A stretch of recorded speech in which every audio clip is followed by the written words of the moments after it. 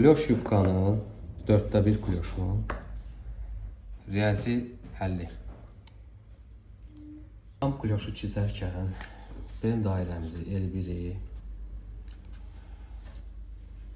2 piyer düsturu ilə tapırıq və 2 piyeri birbaşa bizim bel çevrəsinə bərabər edərək radiusunu tapırıq. Amma 1/4 kloşda artıq bunu bölməliyik 4-ə. Bizim 2 radiusumuz var. Bir, R1 radiusu iç çevrenin, yani bel çevresinin radiusu ve R2 radiusu. R2. Tam çevrenin radiusu. Yani ətəyin, kloşun ətəyinin radiusu.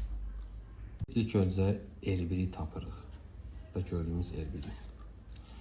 R1'i tapmaq üçün bel çevremiz L1 deyək ki, bərabərdir 78'e.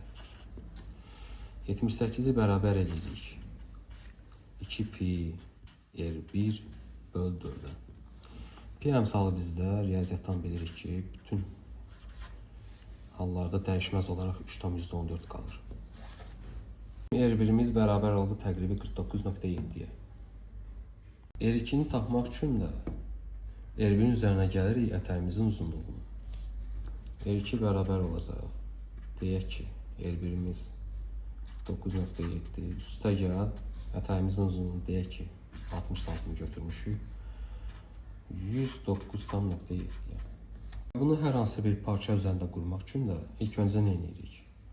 Əl çizimində belə bir-biri ilə 90 dərəcə bucaq altında kəsişən daha doğrusu 2 xətt götürürük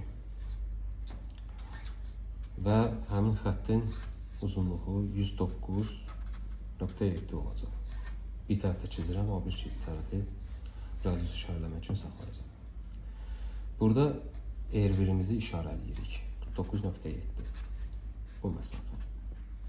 Və belə bir istiqamətdə də 49.7'ni qoyuruq. Deyək ki, əlimizdə bizim sirkul yoxdur. Və bunun davamı olaraq da 49.7'ye bir dənə nöqtə qoyduq və onun davamı olaraq da 109.7'ye bir dənə nöqtə qoyuruq. Və belə bir çizim gətiririk. Buranı birləşdiririk, bunları birləşdiririk. Əlavə tikiş payları veririk. Nə qədər lazımdır və kəsirik.